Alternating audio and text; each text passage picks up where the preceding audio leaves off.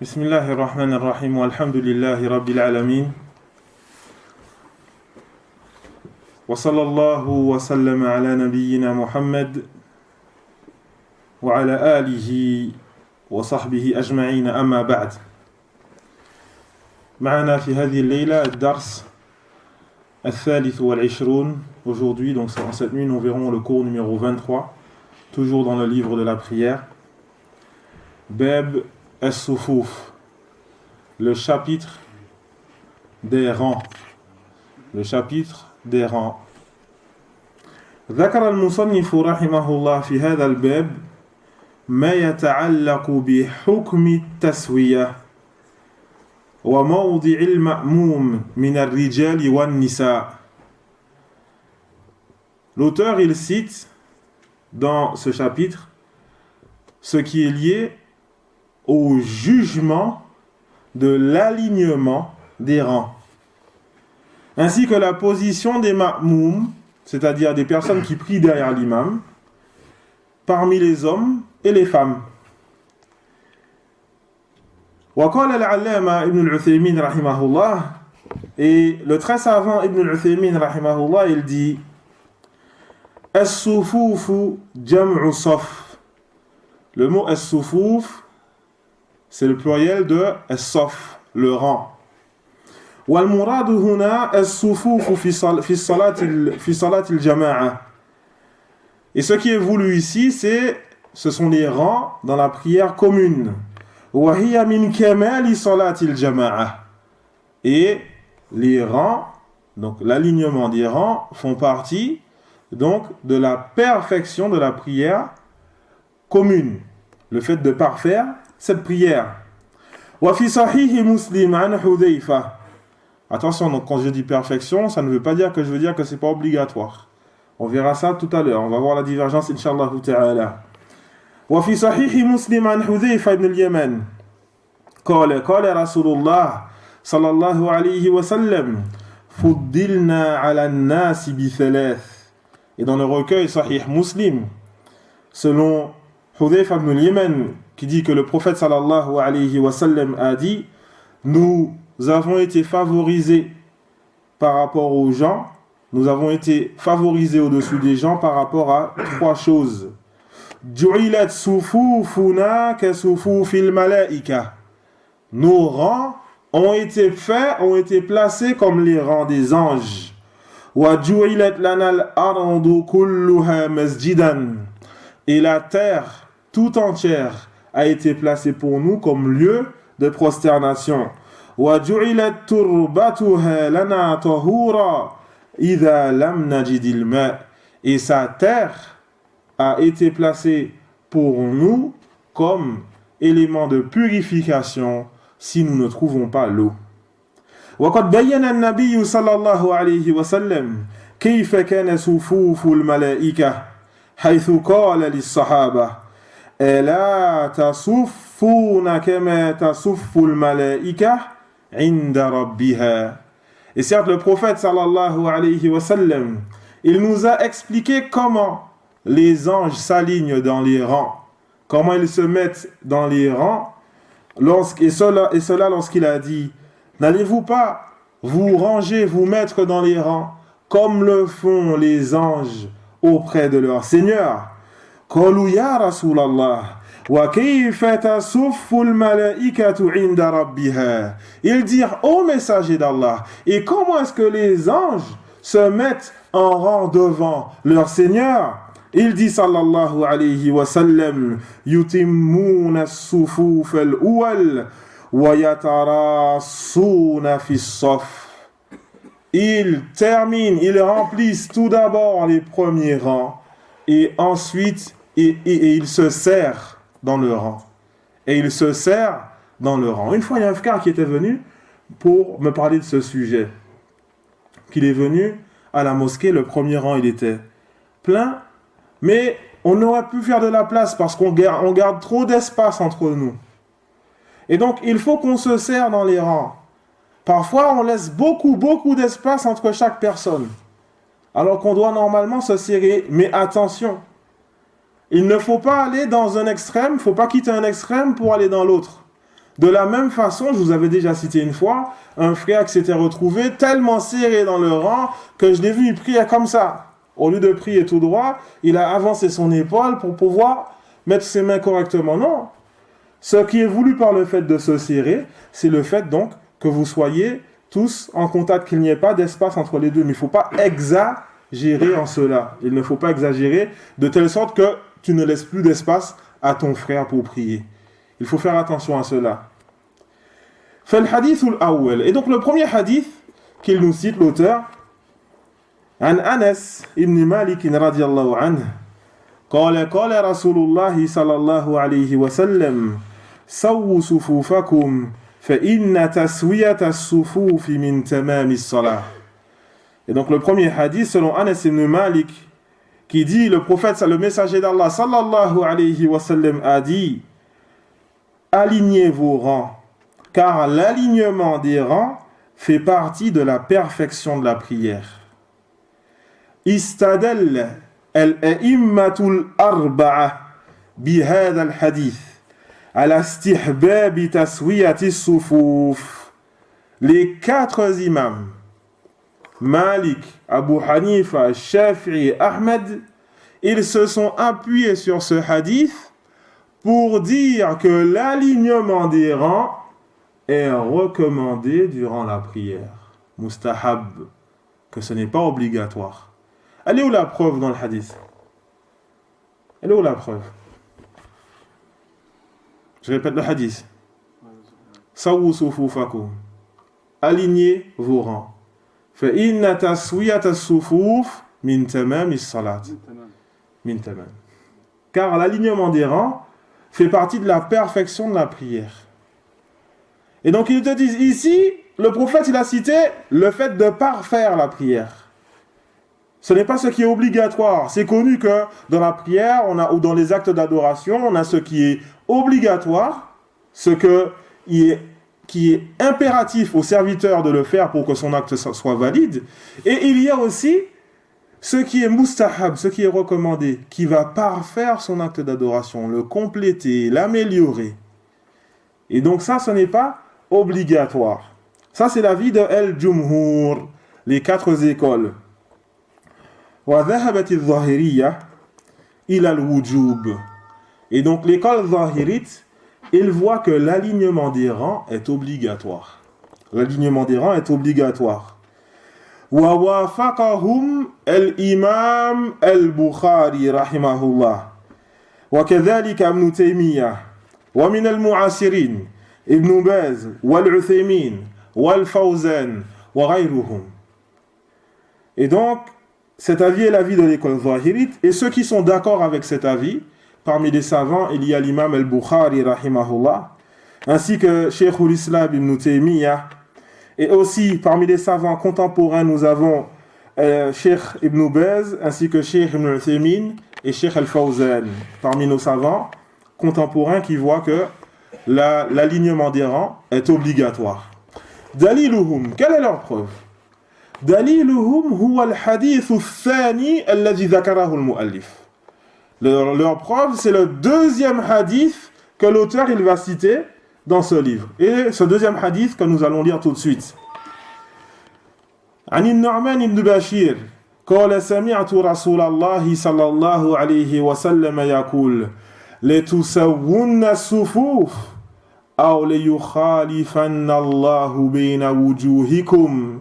ولمسلم كان رسول الله صلى الله عليه وسلم يسوي صفوفنا حتى كأنما يسوي بها القداح حتى رأى أن قد عقلنا عنه ثم خرج يوما حتى كاد أن يكبر فرأى رجلا باديا صدره فقال عباد الله لا تسون صفوفكم أو ليخالفن الله بين وجوهكم. Selon Nu'man ibn Bashir, qui dit, j'ai entendu le messager d'Allah sallallahu alayhi wa sallam dire, vous allez aligner vos rangs, ou alors Allah va détourner vos visages, se détourner les uns des autres. Les savants disent, ce qui est voulu par là, ce sont dans les opinions. Tu as ton opinion, tu as l'autre qui a son opinion. Vous vous détournez les visages. Et c'est pour ça qu'il y a une autre narration de ce même hadith qui dit où Allah va donc détourner vos cœurs, éloigner vos cœurs, les cœurs des serviteurs donc qui se divisent, donc de la division dans les rangs des musulmans. Et dans la version de l'imam Muslim, il dit An-Nu'man ibn Bashir, le messager d'Allah sallallahu alayhi wa sallam alignait nos rangs à tel point que c'est comme s'il égalisait al-qidar, c'est-à-dire le bois qui est utilisé pour les flèches.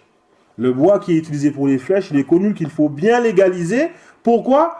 Pour que la flèche, elle parte en bonne direction. Et donc, lorsqu'il alignait nos rangs, c'est comme s'il alignait donc ces flèches, tellement il le faisait avec précision, le prophète sallallahu alayhi wa sallam, jusqu'à ce qu'il voit que nous ayons compris cela de lui. Jusqu'à ce qu'il voit que nous ayons compris. Puis, il est sorti. Donc, le prophète sallallahu alayhi wa sallam est sorti un jour jusqu'à ce qu'il était prêt à accomplir le takbir. Donc, le prophète, il s'est avancé, les musulmans étaient derrière, et donc il s'apprête à accomplir le takbir jusqu'à ce qu'il ait vu un homme qui avait sa poitrine qui sortait, qui dépassait du lot. Comment ça? Le prophète, il était dos à eux. Comment il a fait pour le voir? Est-ce que ça veut dire qu'il venait pour faire le takbir et ensuite il a regardé comme ça? Ou alors l'autre, il était tellement avancé qu'il est arrivé au niveau du prophète sallallahu alayhi wa sallam? Hein? Aïwa. Min mu'jizat an-nabi sallallahu alayhi wa sallam.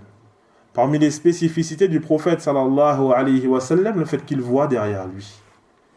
Le fait qu'il voyait derrière lui sallallahu alayhi wa sallam. Et ça, on va le voir dans un autre hadith qu'on va citer aujourd'hui encore. Et donc, il a vu cet homme.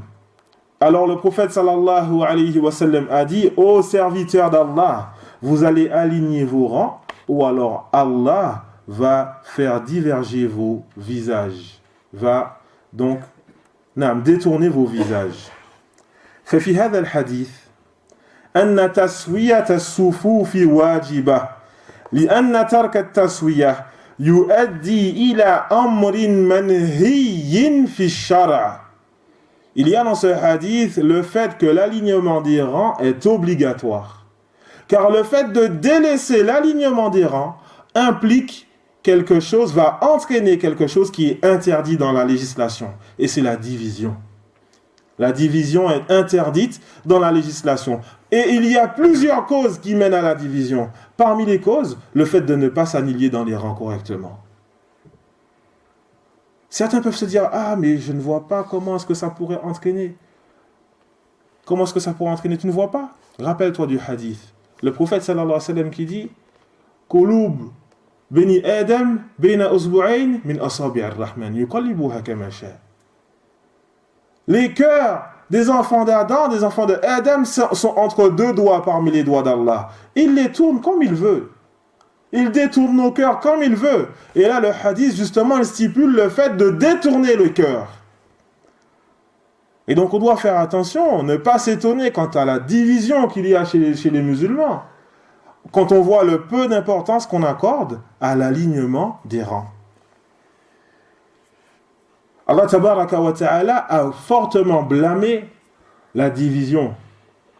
Et donc Allah tabaraka wa ta'ala a décrit les polythéistes. Et il a dit: Tahsabuhum jami'a wa qulubuhum shatta dhalika bi annahum qawmun la ya'qilun. Tu penses qu'ils sont tous unis alors que leurs cœurs sont divisés. Cela parce que ce sont des gens qui ne raisonnent pas. La division montre le fait qu'on ne raisonne pas, le manque de raison. Et donc, l'avis le plus juste dans ce sujet est qu'il est obligatoire d'aligner les rangs correctement. Et c'est là qu'on voit justement le fait de respecter les avis des différentes écoles.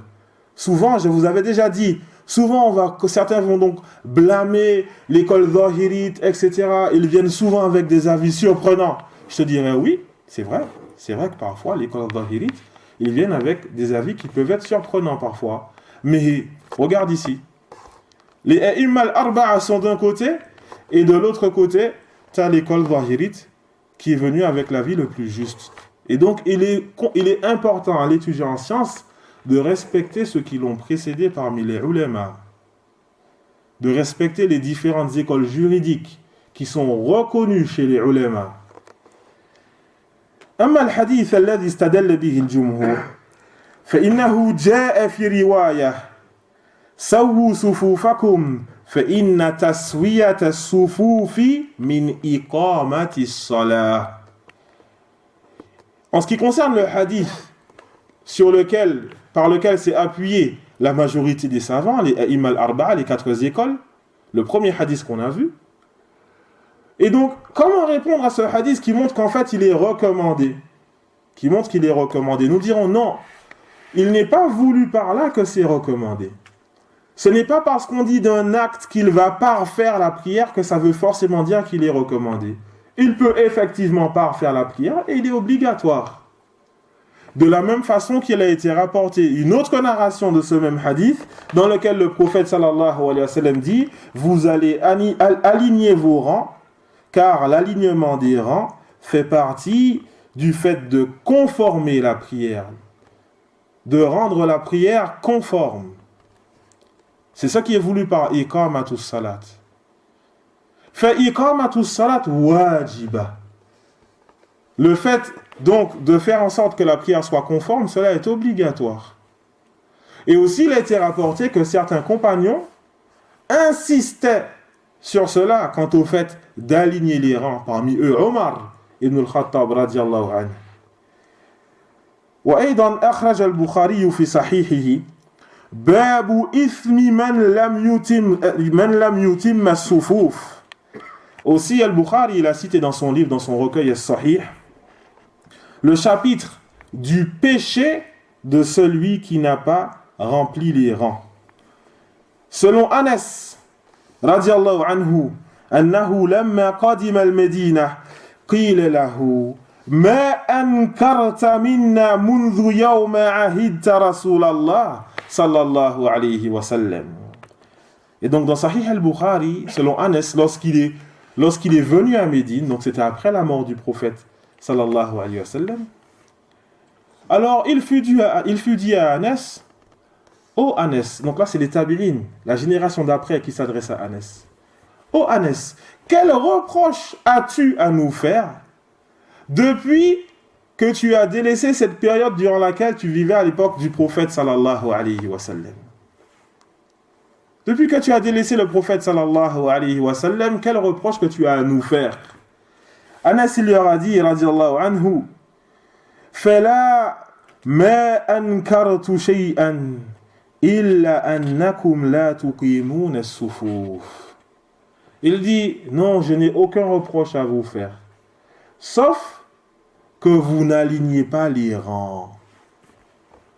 Sauf que vous n'alignez pas les rangs. Les ulama, ils ont dit, law anna iqamat as-sufuf lam takun wajiba ma ankara dhalika alayhim. Ils ont dit, si le fait d'aligner les rangs n'était pas obligatoire, Anas ne leur aurait pas reproché cela. Et donc, il est très important d'aligner les rangs. Thumma, pour finir, ahbabtu an unabbiha ala amrin. Et pour finir, je voudrais attirer votre attention sur un point. Kayfa nusawwi as-sufuf. Comment est-ce qu'on doit aligner les rangs? Comment est-ce qu'on doit aligner les rangs? Hal huwa min asabi'il qadam. Est-ce que c'est avec le bout des pieds? Et donc, on aligne les rangs en fonction des bouts des pieds. Ou certains, le petit orteil qui doit toucher l'autre petit orteil, etc. Est-ce que c'est ça? Non. Ce n'est pas du tout ça. Al-Ka'b. فالجواب أن المعتمد لتسوية الصفوف محاذاة الأكعب. Ce qui est voulu, ce qui est pris en compte pour l'alignement des rangs, c'est l'alignement donc des Al-Ka'b. Al-Ak'ub, c'est la malléole. Et donc cet os qui va sortir à l'extérieur au niveau donc la cheville, c'est ce qu'on appelle Al-Ka'b. Al-Ka'b. Ce que certains vont traduire par la cheville, mais c'est pas ça. La cheville, ça englobe le tout. La cheville, ça englobe le tout. Et donc là, au niveau, donc, à côté, le côté extérieur du pied, on a un os qui sort. C'est cet os-là qui est voulu par le mot el-ka'b. Et donc, ce qui est voulu donc dans l'alignement des rangs, donc c'est l'alignement donc de ce membre qui a été cité, el-ka'b. Et il est important de comprendre que nous devons donc coller donc, nos chevilles. Nous devons les coller. Mais est-ce que ce qui est voulu par là, c'est que pendant toute la prière, tu vas coller ta cheville à ton frère? Est-ce que c'est ce qui est voulu par là? Normalement? Il y a certains qui ont les pieds qui sont un peu comme ça. Tu vas faire comment? Tu vas faire comment? Parfois, tu vois des frères, pour pouvoir toucher la cheville de leur frère, il a son pied, il va le mettre comme ça, carrément. Et il va tenir toute sa prière comme ça. Toute sa prière comme ça. Cheikh Ibn Uthaymin, rahimahullah, il a blâmé cela. Il dit que ça fait partie de l'exagération. Il dit que ça fait partie de l'exagération. Il dit que ce qui est voulu par là, c'est le fait qu'elles soient au même niveau. Donc que les chevilles soient au même niveau. Et donc, que tu vas coller la cheville de ton frère au début de la prière. Il dit, هذا Cheikh Ibn Uthaymin, il dit, الإلصاق للتحقق. Il dit, le fait de coller les chevilles, c'est pour vérifier que tu es bien à la même hauteur. Et ensuite, après, tu peux te remettre normalement. Parce que souvent, parfois, tu vas avoir des frères qui vont avoir les chevilles un peu rentrées, on n'a pas les pieds de la même façon. Et aussi, pourquoi est-ce qu'on ne se base pas sur le doigt du pied, sur les orteils? Parce qu'on n'a pas les pieds de la même longueur. Il y en a un qui va chausser du 47,5, l'autre qui va chausser du 30 et quelques. On ne sera pas aligné correctement. Et donc, on se base, barakallahu fikum, sur la partie arrière du pied, donc ce qui est voulu par là, ce qui est à côté de la cheville, les ka'b, les ak'ub, donc qui sont donc sur les côtés extérieurs. Et c'est là-dessus qu'on doit se baser. De la même façon que beaucoup de personnes, lorsqu'ils arrivent ici, ils voient ces traits qui sont au sol. Normalement, ces traits, normalement, on devrait être capable de prier sans les traits. On devrait normalement être capable de s'aligner sans les traits. Mais lorsque tu vois le trait ici, est-ce que ça veut dire que tu vas mettre ton orteil devant? Non. Non. Beaucoup de personnes, lorsqu'ils voient ce trait, ils se disent, on se base sur le trait, et donc on met les pieds, le bout des orteils au niveau du trait. Eh ben non, c'est pas ce qui est voulu par l'alignement. C'est pas du tout ce qui est voulu par l'alignement. Et donc on doit faire bien attention lorsqu'on se met dans les rangs, barakallahu fikum, on ne se fait pas tromper. Lorsqu'on voit le trait, ça ne veut pas dire que tu vas mettre le bout de ton orteil. Si tu te mets à côté de moi, on n'a pas la même taille, de pied. On va faire comment? Et donc on doit faire très attention à ça, barakallahu fikum. Si on ne veut pas non plus entraîner la division entre nous. On va arrêter là pour aujourd'hui. On demande à Allah tabaraka wa ta'ala qu'il nous accorde la réussite. Il est certes capable de toutes choses.